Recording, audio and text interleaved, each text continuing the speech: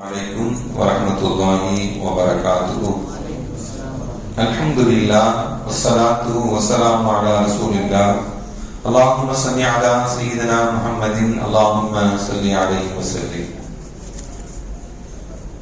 கண்ணியத்திற்கும் மரியாதைக்கும் உரிய அல்லாஹ்வின் நல்லடியார்களே, அருமையான சகோதர பெருமக்களே, அருமை நாயகம் ஸல்லல்லாஹு அலைஹி வஸல்லம் பாக்கியம் நிறைந்த நல்லமுத்துமாக்கள், அருமையானவர்களே, எந்த விஷயத்தை கேட்க இருக்கிறோமோ அந்த விஷயத்தின் வழியாக செய்யக்கூடிய பாக்கியத்தினையும் கேட்ட விஷயங்களை பிறருக்கு எத்தி வைக்கக்கூடிய பாக்கியத்தினையும் அல்லாஹ் அனைவருக்கும் வழங்கிடுவானாக.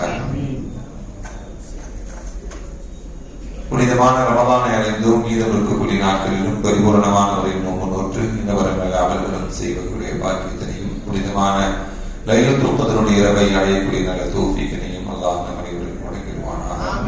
இந்த நல்ல நாளையில், இந்த நல்ல நேரத்தில் நாம் எல்லாம் இந்த நல்ல இடத்தில் ஒன்று கூடியது போல நாளில் ஜன்னத்துல் ஃபிர்தௌஸில் ஒன்று கூடக்கூடிய பாக்கியத்தினை அல்லாஹ் நமக்கும் நம்மை பெற்றெடுத்த நம்முடைய பெற்றோர்களுக்கும் நம்முடைய மனைவி மக்களுக்கும் நம்முடைய சந்ததிகளுக்கும் வழங்கிடுவானாக. அருமையானவர்களே, அல்லாஹ்வுடைய கிருபையினால் 17 நோன்புகளை நிறைவு செய்து 18 தராவீகளை நாம் முடித்திருக்கிறோம். இன்றைய தினம் தராவி தொழுகையில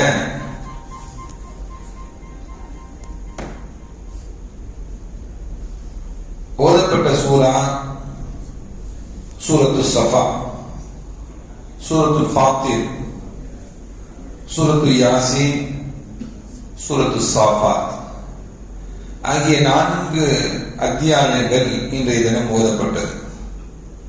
இன்று ஓதப்பட்ட எல்லா அத்தியாயங்களும் மக்காவில் இறங்கப்பட்ட அத்தியாயங்கள். அருமையானவர்களே, இன்று ஓதப்பட்ட வசனங்களில் ஏராளமான செய்திகளை அல்லாஹ் நமக்கு சொல்லுகிறான். சொர்க்கவாசிகளை பற்றி சொல்லுகிறான்.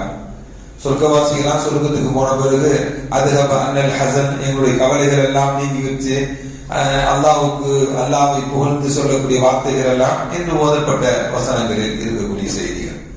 அதே போல இந்த சாஃபாத் சூராவில் ஹஜ்ரத் இப்ராஹிம் அலைஹிஸ்ஸலாம் அவர்கள் கனவு கண்ட அந்த காட்சி, இன்னி அராஃபி மனாமி அன்னி அதுபஹுக, நான் உன்னை கனவுல கண்டேன்னு சொல்லி இப்ராஹிம் அலைஹிஸ்ஸலாம் தன்னுடைய மகன்கிட்ட சொல்லுவாங்க. அன்னி அதுபஹுக, நான் உன்னை அறுத்து பலியிடுவதாக கனவு கண்டேன்னு சொல்லுவாங்க. அதுக்கு அவங்க சொல்லும் பொழுது இன்ஷா அல்லாஹு மினஸ் சாபிரீன், அல்லாஹ் நாடினால் என்னை பொறுமையாளர்களிலிருந்து நீங்கள் அடைந்து கொள்வீங்க என்றெல்லாம் அவர்கள் சொன்ன பதிலும், அந்த குர்பானி கடமையாக்கப்பட்ட போது நடந்த அந்த நிகழ்வை அல்லாஹ் முழுமையாக பதிவு செய்திருக்கிறார் சூரத்து சாஃபா. இப்படி ஏராளமான செய்திகளை நாம் இன்று வரலாற்று நிகழ்வுகளிலும் நபிமார்களுடைய செய்திகளாகவும் நிறைய நாம் பார்த்தாலும், இந்த சூரத்து யாசீன் எல்லாருக்கும் தெரிஞ்ச சூரா, எல்லாரும் மனப்பாடம் வச்சிருக்கிற சூரா. எல்லாரும் சூரத்து யாசீன்னா ஓரளவாச்சும் கொஞ்சமாச்சும் மனப்பாடம் பண்ணி வச்சிருப்பாங்க. என்ன, இந்த சூரத்துல் யாசீனை நபிகள் நாயகம் ஸல்லல்லாஹு அலைஹி வஸல்லம் சொன்னாங்க, இன்னலி குல்லி ஷைஇன் கல்பா, ஒவ்வொரு வஸ்துக்கும் அல்லாஹ் கல்பை ஏற்படுத்தி வைத்திருக்கிறான், இதயத்தை ஏற்படுத்தி வைத்திருக்கிறான். கல்புல் குர்ஆனி யாசீன், கல்புல் குர்ஆன், குர்ஆனுடைய கல்பு சூரத்துல் யாசீன் என்று நபிகள் நாயகம் ஸல்லல்லாஹு அலைஹி வஸல்லம் சொன்னாங்க.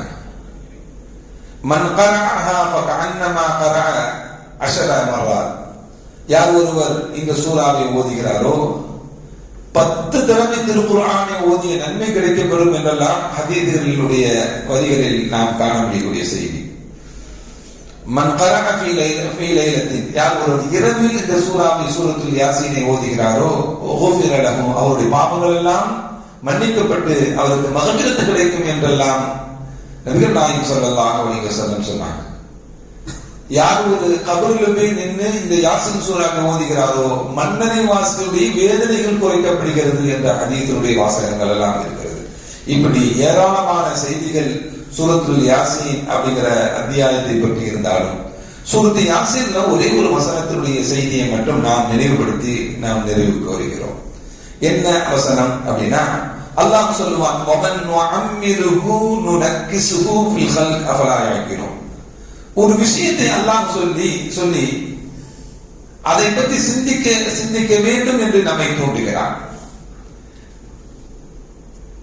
நம்மை சிந்திக்க வேண்டும் என்று சொல்லுகிறான். என்ன அந்த வசனத்தில் சொல்லக்கூடிய செய்தி என்ன? நாம தான் அவங்களுக்கு நீண்ட ஆயுளை கொடுக்கிறோம். யாருக்கு நாம் நீண்ட ஆயுளை கொடுக்கிறோமோ, யாருக்கு நாம் நீண்ட ஆயுளை கொடுக்கிறோமோ, அவருடைய அந்த படைப்பினுடைய அமைப்பையே நாம் மாற்றி விடுகிறோம். படைப்பினுடைய அமைப்பையே மாற்றிவிடும். அஃபலா தஅகிலூன், இதை சிந்திக்கவில்லையா அப்படிங்கிற செய்தியை சொல்லி அல்லாஹ் இந்த வசனத்தில் முடிக்கிறான். யாருக்கு வயதை ஆயுளை அதிகமாக கொடுக்கிறோமோ, ஏன் அல்லாஹ் அந்த படைப்பினுடைய அமைப்பை மாற்றுகிறான்? இயற்கையாகவே மனிதன் படைக்கப்பட்ட உடன் இருக்கக்கூடிய நிலை கடைசி வரை இருக்கா? இல்லையே. ஒவ்வொரு கட்டத்துக்கும் அவன் மாறுகிறான். குழந்தையாக இருந்த பொழுது ஒரு நிலை, வாலிபனாக இருக்கக்கூடிய நிலையில ஒரு நிலை, திருமணம் முடிச்சு ஒரு 40 வயசுல ஒரு நிலை, 40-50 வயசு தாண்டி ஒரு நிலை, மரணத்தின் போது ஒரு நிலை. இந்த அமைப்புகள் எல்லாம் மாறிக்கொண்டே இருக்கிறது. அப்படிதானே? இந்த மாறக்கூடிய நிலையை தான் அல்லாஹ் சொல்லுகிறான். அல்லாஹ் இன்னொரு வசனத்தில் சொல்லுவான், அல்லாஹுல்லதீ ஹலகக்கும் மின் தஅஃபின். அல்லாஹ் உங்களை எப்படி படைச்சான்? குழந்தையா படைக்கும் பொழுது பலகீனமாக படைச்சான். பலகீனம்னா என்ன? சாப்பிட தெரியுமா? பிறந்த உடனே நடக்க தெரியுமா? பேசுனா திருப்பி பேச தெரியுமா? சொன்னதை கரெக்டா காது கொடுத்து கேட்டு அதை விளக்க தெரியுமா? எதுவுமே தெரியாது. இந்த உலகத்தின் படைக்கும் பொழுது அல்லாஹ் எப்படி படைத்தான்? அல்லாஹுல்லதீ ஹலகக்கும் மின் தஅஃபின். உங்களை பலகீனமாக தான் அல்லாஹ் உங்களை படைத்தான். சும்ம ஜஅல மின் பஅதி தஅஃபின். அந்த பலகீனமாக படைக்கப்பட்ட பிறகு அல்லாஹ் குவ்வத்தன், அல்லாஹ் உங்களை பலமாக ஆக்குகிறான், ஆற்றல் உள்ளவர்களாக ஆக்குறான். அது இளமையை உண்டாக்குறான். அல்லாஹ் பலகீனத்திலிருந்து அல்லாஹ் என்ன பண்றான்? வலிமையை, ஆற்றலை அல்லாஹ் ஏற்படுத்துகிறான். அப்பனா ஒரு கட்டத்திலிருந்து இன்னொரு கட்டத்துக்கு போறான். பலகீனமாக இருந்த மனிதன் பலம் உள்ளவனாக மாறுகிறான் என்று குர்ஆன் சொல்லுகிறது. அடுத்து சொல்லுவான், சும்ம ஜஅல மின் பஅதி குவ்வத்தின் ضعفா. அந்த பலமான நிலையிலிருந்து அல்லாஹ் அவரை என்ன பண்றான்? பலகீனமான சூழ்நிலையில ஆக்கிடுறான். வாழ்க்கையிலிருந்து பிறந்த அப்படியே வயது அப்படி கூட போக எவ்வளவு நாள் ஏறும்? ஒரு 40-50 தாண்டினா திருப்பி அப்படியே பலகீனமா தான் இறங்கும். அப்படி இறங்கி கீழே வந்துட்டானா மௌத்து கபர்ஸ்தான்ல போட்டு அடிக்கிற வேண்டியதான். இது எல்லா மனிதர்களுடைய நிலைப்பாடும் அதுதான். அல்லாஹ் அவ்வளவு அந்த நிலையை பார்த்து தான் சொல்லுவோம், நாம் நீண்ட ஆயுளை யாருக்கு கொடுக்கிறோமோ அவருடைய படைப்பினுடைய அமைப்பை நாம் மாற்றுகிறோம். இதை நீங்க சிந்திக்கவில்லையா என்று அந்த வசனத்துல அல்லாஹ் நமக்கு கிடைக்கிறார். அது அருமையான பெருமக்களே. இப்படி நபிமார்கள் இந்த உலகத்துல வாழ்ந்தாங்கல்ல, அந்த நபிமார்கள் வாழ்ந்தவர்களுக்கெல்லாம் நுபுவத்து கொடுக்கப்பட்டவருடைய வயது என்ன அப்படின்னு பார்க்கும் பொழுது மேக்சிமம் எல்லா நபிமார்களுக்கும் 40 வயசுல தான் அல்லாஹ் நுபுவத்து கொடுத்தாங்க. எத்தனை வயசுல தான்? 40 வயசு தான். 40 வயது அப்படிங்கறதா ஒரு மெச்சூர்டான வயது. அது எல்லாமே ஒரு நிறைவாக இருக்கக்கூடிய வயது எது? 40 தான். 40க்கு பிறகு உடல் வளர்ச்சி கிடையாதுன்னு சொல்லி என்ன சொல்றாங்க? மருத்துவம் சொல்லுது 40 வயசு வரையும் தான் என்ன ஆகும்? 33 வரையும் தான் எல்லா உடலுடைய வளர்ச்சிகள் எல்லாம் ஏற்படும். 33க்கு பிறகு அப்படி நின்று விடும். 40 வயது வரையும் 40 வயதுக்கு வரை எதுவுமே வளராது. 40 வயதுக்கு பிறகு எந்த வளர்ச்சி? அப்ப நான் எல்லா சிந்திக்கக்கூடிய ஆற்றலும் எல்லா அறிவு ஆற்றல்களும் எதுவரையும் தான் இருக்கும்? 40 வயது வரை தான் இருக்கும். அந்த முதிர்ச்சி ஆன பிறகுதான், நல்ல பக்குவத்தை ஆன பிறகுதான் அல்லாஹ் நபிமார்களுக்கு நுபுவத் என்னும் பெரிய ரிசாலத்தை, மக்களுக்கு தீனை எத்தி வைக்கக்கூடிய தஅவாவை கொடுக்கக்கூடிய ஆற்றலை அல்லாஹ் என்ன பண்றான்? அந்த 40 வயசுல தான் எல்லா நபிமார்களுக்கும் கொடுத்திருக்கிறான். எல்லா நபிமார்களும் ஒரு சில நபிமார்கள், ஈசா அலைஹிஸ்ஸலாம் கால இன்னி அப்துல்லா ஆத்தானியல் கிதாப், பிறந்தோனே நான் நபின்னாங்க. அவங்க பிறந்தோனே நான் நபின்னு சொன்னாங்க. அப்படி சில யஹ்யா அலைஹிஸ்ஸலாம் பிறக்கும் பொழுது அல்லாஹ் என்ன பண்ணா? அவன் நபியாக தான் ஆக்கி வைத்தான். இப்படி ஒரு சில நபிமார்களை தவிர எல்லா நபிமார்களுக்கும் அல்லாஹ் என்ன பண்ணா 40 வயதில் தான் நுபுவத்தை கொடுத்தான் என்றார். அது நல்ல வயது, அது நல்ல பரிபூர்ணமான ஆன வயது என்று பெருமக்கள் நமக்கு சொல்லி காட்டுவாங்க. 40 வயசுக்கு பிறகுதான் ஒவ்வொரு உறுப்புகளும் தேய்மானம் ஏற்படும். 40 வயசு வரையும் தேய்மானங்கள் கிடையாது. 40 வயசு வரையும் 33 வரையும் வளர்ச்சி ஏற்பட்டு 40 வரையும் என்ன 40க்கு பிறகுதான் ஒவ்வொன்றா தேய்மானம் ஆகும். தேய்மானம் ஆகக்கூடிய காலங்கள் 40க்கு பிறகுதான். அதே போல நாம் குழந்தையாக இருக்கக்கூடிய சமயத்துல பல்லு ஒன்னொன்னா முளைக்கும். பல்லு ஒன்னொன்றா முளைக்கும். ஆனா அதே வயதான பிறகு ஒவ்வொரு பல்லா கொட்ட ஆரம்பிக்கும். ரெண்டும் ஒப்பிட்டு பாருங்க. அந்த ரெண்டும் பலகீனமான நிலை. சின்ன வயசுல இருக்கும்போது ஒவ்வொரு பல்லா முளைக்க ஆரம்பிக்கும். வயதானோன்னு மொத்தமா கொட்டாது. என்னன்னா ஒண்ணா என்ன பண்ணும், கொட்ட ஆரம்பிக்கும். அந்த பிறந்தவுடன் அந்த பொக்க வாய்க்கும் பல்லுலாம் கொட்டின கிழவனுடைய வாயும் ரெண்டும் பொக்க வாய் தான். ரெண்டு பேருடைய வாயும் எப்படிதான் இருக்கும், பொக்க வாயம். அல்லாஹ் இதுவும் பலகீனம்ங்கிறான், இதையும் என்ன பண்றான், பலகீனமான நிலை அப்படின்னு நமக்கு சொல்றான். அதே போல குழந்தையாக இருக்கக்கூடிய சமயத்துல குழந்தை ஒரு வார்த்தை அழகா அப்பான்னு சொன்னாலே அம்மான்னு சொன்னாலே சந்தோஷப்படும். ஒரு வார்த்தை தான் சொல்லணும். அதே போல நல்ல வயதான பிறகு பேச்சு வராது. அவங்க எதையாச்சும் ஒரு வார்த்தை சொல்லிட மாட்டேன், என்ன சொல்றாங்கன்னு கேட்போம். இப்படி வயது முதிர்ந்த நிலையிலையும் சரியான பேச்சு வராது.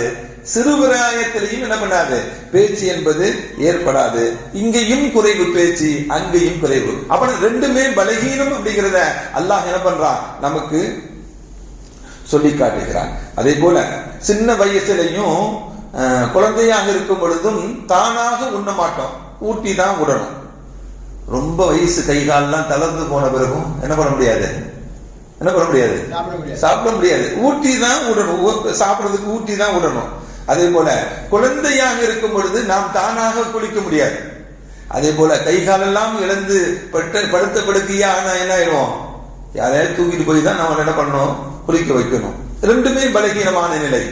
அதே போல சின்ன குழந்தையாக இருக்கும் பொழுது நம்ம டாய்லெட் போயிட்டோம்னா யாருதான் கழுவி விடணும், இன்னொரு ஆளு தான் கழுவி விடணும். அதே போல பெட்டோடு பெட்டா படுத்துட்டாங்க அப்படின்னா அவங்களுக்கு யாருதான் கழுவி விடணும், அவங்களுக்கும் நம்ம தான் கழுவி விடணும், இன்னொரு ஆளு தான். ஆனா நாம சின்ன பிள்ளையாக இருக்கக்கூடிய சமயத்துல நாம டாய்லெட் போறதையோ குளிக்க வைக்கிறதையோ நம்ம ஈஸியா செஞ்சிருவோம், நாம் பெற்ற பிள்ளை அப்படிங்கிறதுக்காக வேண்டி. ஆனா நம்மை பெற்றவர்களை நாம் குளிக்க வைக்கிறதுக்கு எவ்வளவு கஷ்டம் தெரியுமா? ஒரு சந்தோஷமா செய்ய தோணாது நமக்கு, ஆனால் செய்யணும். அது ஒரு பாக்கியம், நமக்கு கிடைச்ச பாக்கியமாக கருதி நாம் செய்யணும். குளிக்க வைக்கிறதாக இருந்தாலும் சரி, அவங்க டாய்லெட் போய் அவங்களுக்கு கழுவி விடுறதாக இருந்தாலும் சரி, அவர்களுக்கு உண்டான மருந்துகளை கொடுப்பதாக இருந்தாலும் சரி, உணவு ஊட்டி விடுவதாக இருந்தாலும் சரி, எதுவாக இருந்தாலும் என்ன பண்ணணும், நாம செய்யணும். அதே போல குழந்தையாக இருக்கக்கூடிய சமயத்துல பிள்ளைகள் நடக்க முடிய தடுமாறி கீழே விழுந்துருவாங்க. முதுமையிலையும் என்னதான் நடக்கும், நடக்க முடியாம தடுமாறி கீழே விடக்கூடிய சூழ்நிலைகளை தான் ஏற்படும். இந்த இயலாமையாக இன்னொருவருடைய உதவி ஏற்படுகிறது அல்லவா, தேவைப்படுகிறது அல்லவா, இந்த வயதுக்கு தான் அறுதலில் உமர் அப்படிங்கிறாங்க நபிகள் நாயகம் ஸல்லல்லாஹு அலைஹி வஸல்லம். குர்ஆன்லயும் இந்த வாசகம் வருது, அறுதலில் உமர் அப்படிங்கிறாங்க. அறுதல் உமர்னா என்ன, கேவலமான வயசுன்னு அர்த்தம். ஓப்பனா சொல்லணும்னா மட்டரகமான பருவம் சொல்லி அர்த்தம். கேவலமான பருவம் அப்படின்னு சொல்லிடுவாங்க.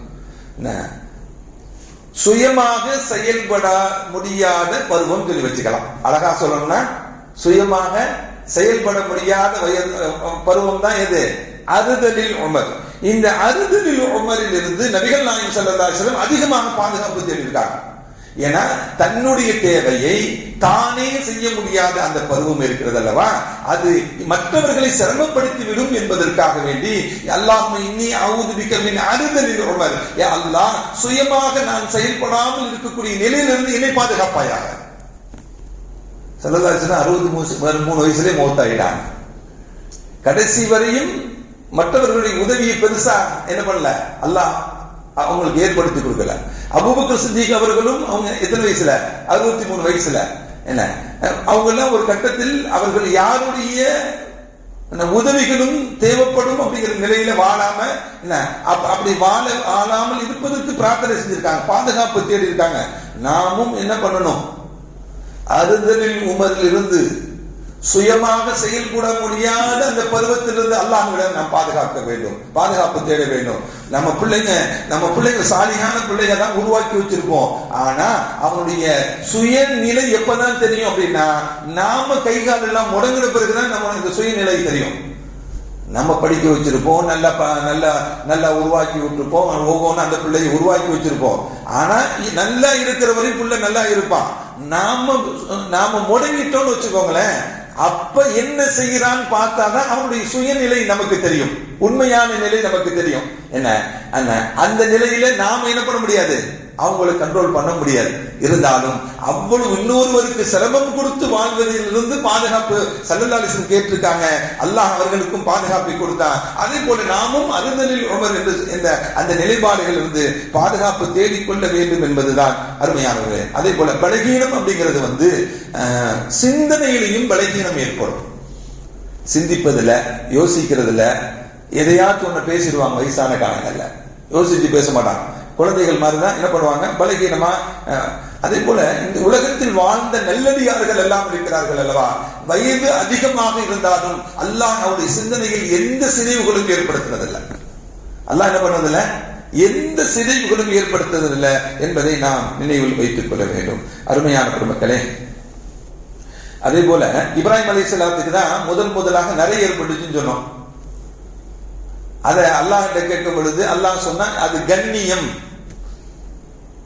100 ஹதீஸ்ல வருது, அது 100 ஒளி அப்படின்னு சொல்லி அல்லாஹ் சொன்னான்.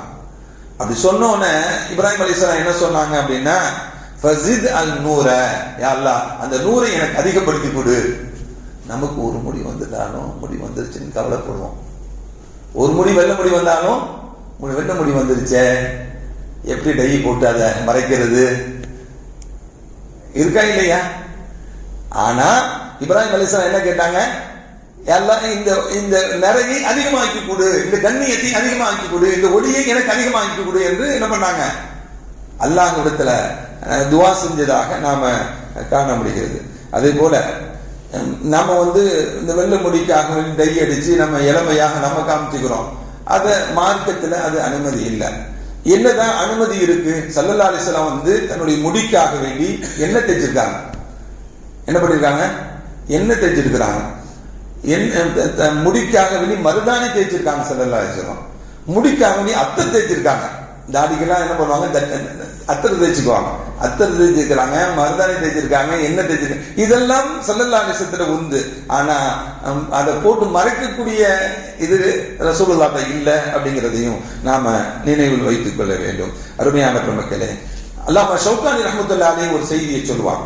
என்ன செய்தி சொல்லுவாங்க அப்படின்னா, யார் தினமும் குர்ஆனை ஓதுகிறார்களோ, அனுதினமும் குர்ஆனுடனே இருக்கிறார்களோ, யாரு தினமும் குர்ஆனை ஓதுகிறார்களோ, குர்ஆனுடனே இருக்கிறார்களோ, குர்ஆன் தொடர்புடையவர்களாக இந்த உலகத்தில் வாழ்ந்தவர்களுக்கு அவங்களுடைய கடைசி காலத்துல அவங்க நிறையுடன் தொழுகிறாங்கல்ல,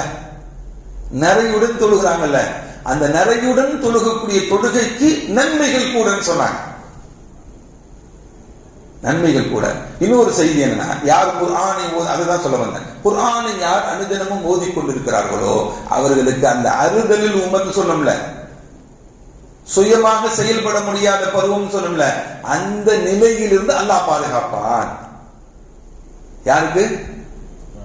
குர்ஆன ரம்ஜான்ல மட்டும் தொடுறதில்லை, எல்லா காலங்களும் தினமும் குர்ஆனை தொடர்புடையவர்களாக இருந்தால் அல்லாஹ் அவர் அந்த குர்ஆன் தொடர்புடையவர்களுக்கு என்ன அந்த கடைசி காலங்களில் சிரமத்தை அல்லாஹ் ஏற்படுத்துறதில்லை என்று பெருமக்கள் நமக்கு அனுபவித்து சொல்றாங்க.